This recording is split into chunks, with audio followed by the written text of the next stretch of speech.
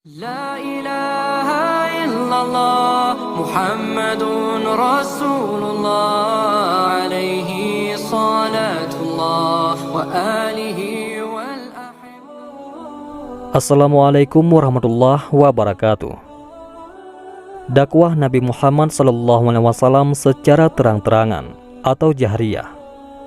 Namun sebelum lanjut, jangan lupa untuk sukai video ini, komen, dan berlangganan, serta bagikan video ini agar bermanfaat bagi semua. Terima kasih. Fase ini ditandai dengan wahyu dari Allah Subhanahu wa Ta'ala yang berisi perintah untuk memperingatkan kalangan keluarga beliau sallallahu alaihi wasallam. Sebagaimana firman Allah Subhanahu wa Ta'ala, "Dan berilah peringatan kepada kerabat-kerabatmu yang terdekat." Quran Surat Asy-Syu'ara ayat 214. Setelah turun ayat tersebut, yang Rasulullah lakukan adalah mengumpulkan sanak saudaranya dari kalangan Bani Hashim. Maka berkumpullah sekitar 45 orang dari sukunya. Rasulullah Shallallahu Alaihi Wasallam segera menyampaikan misinya. "Segala puji hanya milik Allah. Aku memujinya, memohon pertolongannya, beriman dan bertawakal kepadanya. Tiada Tuhan yang disembah kecuali Allah semata. Tiada sekutu baginya. Sesungguhnya, aku adalah utusan Allah yang diutus untuk kalian secara khusus, dan kepada seluruh umat manusia secara umum. Demi Allah, kalian akan mati sebagaimana kalian tidur, dan kalian akan dibangkitkan sebagaimana kalian bangun dari tidur, dan perbuatan kalian akan diperhitungkan. Di sana ada surga dengan kenikmatan abadi, atau neraka dengan siksaan abadi." Lalu Abu Talib berkata, "Kami senang menolongmu. Kami juga selalu menerima nasihatmu dan sangat membenarkan ucapan-ucapanmu. Mereka, anak cucu nenek moyangmu kini berkumpul, dan aku salah seorang di antara mereka dan orang yang paling cepat memenuhi keinginanmu. Teruskanlah apa yang diperintahkan kepadamu. Demi Allah, saya akan selalu melindungimu dan mencegah orang yang akan berbuat jahat kepadamu. Cuma saja, saya belum siap meninggalkan agama Abdul Muthalib." Sedang Abu Lahab berkata, "Sungguh hal ini merupakan aib. Cegahlah dia sebelum mempengaruhi yang lainnya." "Demi Allah, aku tetap akan melindunginya," tegas Abu Talib. Dari sini, Rasulullah mengetahui pembelaan Abu Talib kepadanya, meskipun dia sendiri tidak bersedia memeluk agama Islam. Maka setelah itu, Rasulullah Shallallahu Alaihi Wasallam mendaki Bukit Safa, kemudian beliau berseru, "Wahai Bani Fihr, wahai Bani Adi." Tak lama kemudian mereka berkumpul. Bahkan seseorang yang tidak dapat hadir, mereka mengutus utusannya untuk mencari tahu apa yang terjadi. Datang pula Abu Lahab dan kaum Quraisy. Maka bersabdalah Rasulullah Shallallahu Alaihi Wasallam, "Bagaimana pendapat kalian seandainya aku beritahukan bahwa ada sekelompok pasukan berkuda di balik gunung ini akan menyerang kalian? Apakah kalian akan membenarkan ucapanku?" "Tentu, kami mengenalmu orang yang paling jujur di antara kami," jawab mereka. Maka Rasulullah Shallallahu Alaihi Wasallam bersabda, "Sesungguhnya aku adalah pemberi peringatan untuk kalian sebelum datang azab yang sangat pedih. Celakalah engkau selama-lamanya. Untuk inikah engkau mengumpulkan kami?" hardik Abu Lahab. Maka turunlah ayat, "Binasalah kedua tangan Abu Lahab." Quran Surat Al-Lahab.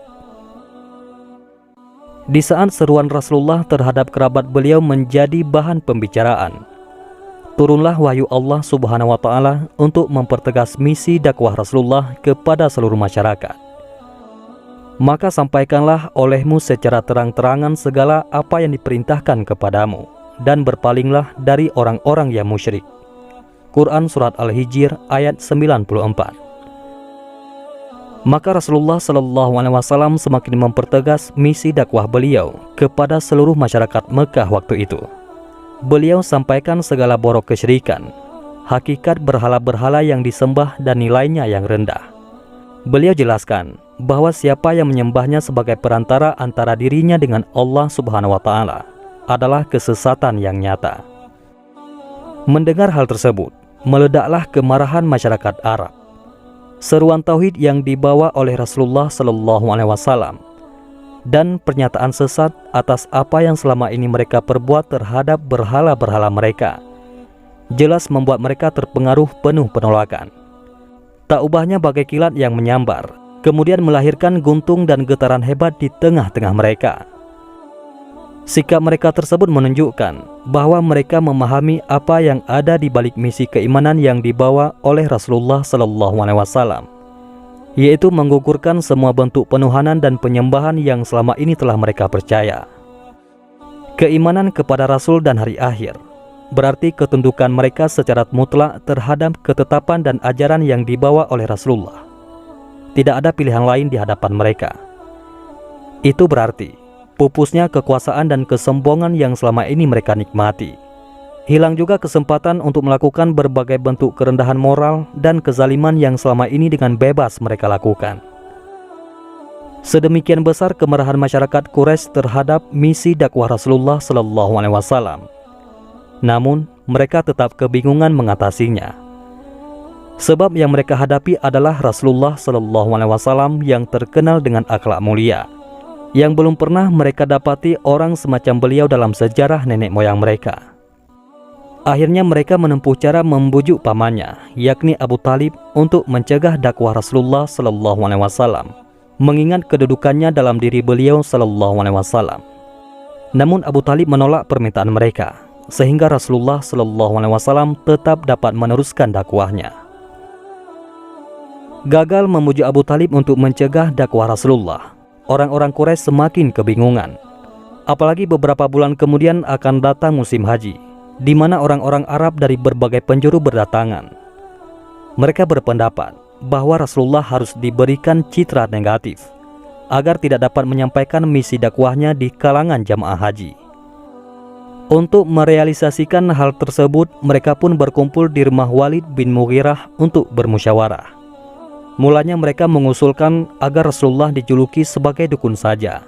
Tetapi hal tersebut ditolak oleh Walid, karena menurutnya tidak ada tanda-tanda dukun pada diri Rasulullah SAW. Kemudian mereka mengusulkan tuduhan gila, penyair atau penyihir. Namun semua itu ditolak, karena tidak ada yang sesuai dengan pribadi Rasulullah dan apa yang beliau sampaikan. Setelah itu berembuk sekian lama, akhirnya mereka sepakat untuk menjuluki Rasulullah sebagai tukang sihir. Pada awalnya julukan tersebut tidak disetujui oleh Walid. Namun karena tidak ada pilihan lain, maka julukan itulah yang akhirnya disepakati. Paling tidak menurut mereka, karena apa yang Rasulullah lakukan telah membuat anak berpisah dari orang tuanya, saudara berpisah dari saudara dan keluarganya, suami berpisah dengan istrinya. Setelah mengambil keputusan tersebut, maka ketika musim haji tiba, kaum musyrikin Arab dengan segera berjaga-jaga di setiap jalan yang menjadi pintu masuk ke Mekah, dengan tujuan memperingatkan setiap orang yang datang agar tidak mendengarkan dakwah Rasulullah SAW. Wallahu a'lam bishawab.